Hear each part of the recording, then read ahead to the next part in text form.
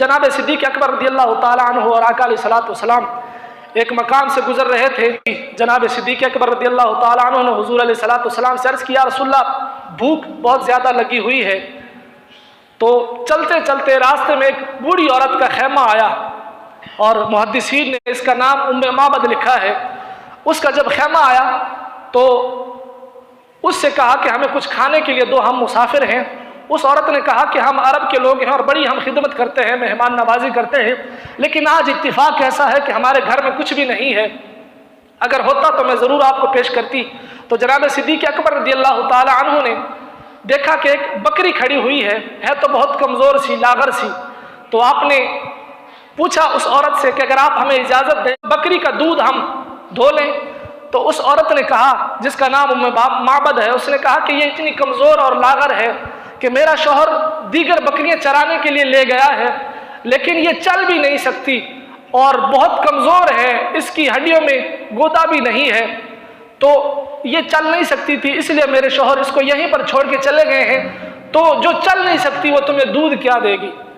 تو آقا علیہ الصلوۃ والسلام نے ارشاد فرمایا تم بس ہمیں اجازت دے دو. تو اس عورت نے کہا ٹھیک ہے، اگر آپ اس سے دودھ لے سکتے ہیں تو مجھے کوئی اعتراض نہیں ہے. جناب صدیق اکبر رضی اللہ تعالی عنہ نے وہ بکری کی رسی پکڑی اور آقا علیہ الصلوۃ والسلام کے سامنے لے آئے. حضور علیہ الصلوۃ والسلام نے اپنا مبارک ہاتھ، جس ہاتھ کی قسمیں میرے رب نے کھائیں، وہ ہاتھ اس بکری کی پشت پہ پھیرا تو اس بکری نے جھرجھری لی. فرماتے ہیں کہ پہلے لاغر سی، کمزور سی تھی، جیسے ہی حضور نے ہاتھ پھیرا دیکھتے ہی دیکھتے اس کی کھیری میں دودھ اتر آیا. تو حضور علیہ الصلوۃ والسلام نے اس عورت سے کہا کہ اپنے گھر کے برتن لے آؤ. پہلا برتن لے کے آئی، دودھ دھونا شروع کیا، وہ برتن بھر گیا. فرمایا دوسرا لے کے آؤ، وہ دوسرا لے کے آئی، تیسرا لے کے آؤ. محدثین کرام فرماتے ہیں اس عورت کے گھر کی تھالیاں بھی دودھ سے بھر گئی لیکن دودھ ختم نہیں ہو رہا تھا. تو حضور علیہ الصلوۃ والسلام نے اس بکری سے اتنا دودھ نکالا، خود بھی نوش فرمایا، جناب صدیق اکبر کو بھی دیا، اس عورت نے بھی پیا. تو آقا علیہ الصلوۃ والسلام نے برکت کی دعا دی اور آگے تشریف لے گئے.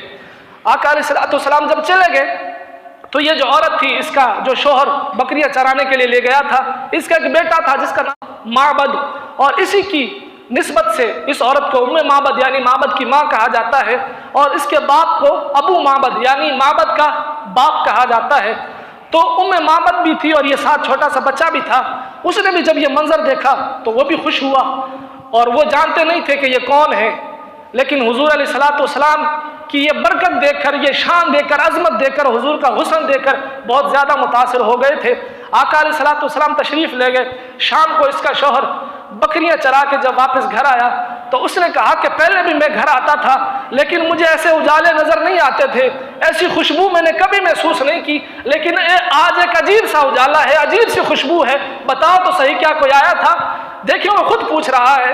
تو اس عورت نے کہا، ام معبد نے کہا آج ایک شخص آیا تھا. فرمایا کہ کون تھا، اس کا نام کیا تھا؟ اب اس نے نام تو پوچھا ہی نہیں تھا، وہ حضور کے جلووں میں گم تھی. تو کہا کہ وہ تھا بڑا برکت والا. تو اس نے اپنی طرف سے حضور کو ایک نام دیا. اس نے کہا کہ آج ہمارے گھر میں مبارک آیا تھا.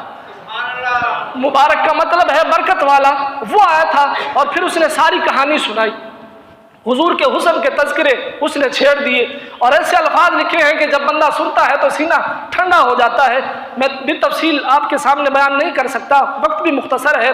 اس نے بہت سارے جملے کہے لیکن ایک جملہ اس نے ایسا کہا، اس نے اپنے شوہر سے کہا کہ اے میرے شوہر، وہ اتنا خوبصورت تھا کہ جب اس کو دور سے دیکھتے تھے وہ بہت سونا نظر آتا تھا، لیکن جب قریب آتا تھا تو پہلے سے زیادہ خوبصورت نظر آتا تھا. آپ نے دیکھا ہوگا کہ بعض لوگ دور سے بہت خوبصورت نظر آتے ہیں، چمک رہے ہوتے ہیں، لیکن جب پاس آتے ہیں تو کچھ خاص متاثر نہیں کرتے. کچھ لوگ قریب سے خوبصورت ہوتے ہیں لیکن جب دور جاتے ہیں تو چہرہ دھندلا سا جاتا ہے، اس طرح خوبصورتی ظاہر نہیں ہوتی. تو اس نے یہ الفاظ کہا کہ دور سے تو بڑا خوبصورت نظر آتا تھا لیکن جب وہ قریب آتا تھا تو پہلے سے زیادہ خوبصورت نظر آتا تھا. تو روزانہ اس کا شوہر جب بکریاں چرا کے گھر پہ آئے تو اپنی بیوی سے کہے کہ مجھے اس مبارک کی باتیں سناؤ، میں نے تو نہیں دیکھا، تو نے دیکھا ہے، مجھے اس کے اوصاف بیان کرو. تو وہ روزانہ اوصاف بتایا کرتی تھی. تو جب وہ آقا علیہ الصلوۃ والسلام کے حسن کے تذکرے کر رہی تھی تو اس کے ساتھ جو بیٹا اس کا معبد بیٹھا ہوا تھا، اس نے کہا اماں جان وہ بات بھی تو بتاؤ کہ جب مبارک نے بکری کی پشت پہ ہاتھ پھیرا اور بکری نے دودھ دینا شروع کر دیا، پھر وہ بھی بتائی. پھر اس نے کہا کہ آئندہ میں دور نہیں جایا کروں گا بکریاں چرانے کے لیے، قریب ہی رہوں گا۔ جیسے ہی وہ دوبارہ آئے تم نے فوراً معبد کو میرے پاس بھیجنا ہے اور مجھے بلوا لینا ہے، جس کی تم اتنی تعریف کر رہے ہو، جس کی اتنی شان ہے، اتنی عظمت ہے، میرا بھی دل چاہتا ہے کہ میں بھی اس کی زیارت کروں۔ تو کہا کہ ٹھیک ہے، آئندہ میں آپ کو بلوا لیا کروں گی۔ ایک دن یہ عورت ام معبد اور اس کا چھوٹا سا بیٹا جس کا نام معبد ہے، یہ سامان لینے کے لیے بازار کی طرف گئے، تو چلتے چلتے ان کو وہاں قریب سامان نہیں ملا، خرید و فروخت کرنے کے لیے مدینے کے بازار میں پہنچ گئے۔ اب میں نے آپ کو پہلے بتایا کہ جناب صدیق اکبر بھی ساتھ تھے، تو وہاں جناب صدیق اکبر رضی اللہ تعالیٰ عنہ کا بازار سے گزر ہوا۔ اب وہ عورت سامان خریدنے میں مصروف تھی۔ اس کے چھوٹے سے بیٹے نے جب جناب صدیق اکبر کو دیکھا تو خوشی سے اچھلا۔ اس نے کہا کہ امی وہ دیکھو، وہ شخص جا رہا ہے جو اس دن مبارک کے ساتھ ہمارے گھر پہ آیا تھا۔ اس نے وہیں پر سامان چھوڑا اور حضرت ابوبکر صدیق رضی اللہ تعالیٰ عنہ کے پاس پہنچی اور کہا کہ تمہیں تو ہم نے دیکھ لیا، تم ہمیں مل گئے ہو، ہمیں بتاؤ مبارک کہاں ملے گا۔ تو جناب صدیق اکبر رضی اللہ تعالیٰ عنہ ان کو حضور علیہ السلام کی بارگاہ اقدس میں لے گئے، اور وہاں پر جا کر پھر ایک دن وہ اپنے شوہر کو بھی ساتھ لے کے آئی، اور وہ پورا خاندان کلمہ پڑھ کے مسلمان ہو گئے اور حضور کی غلامی میں آ گئے۔ تو یہ حضور کے حسن کے جلوے ہیں کہ جس نے دیکھا تو بس حضور ہی کا ہو کر رہ گیا۔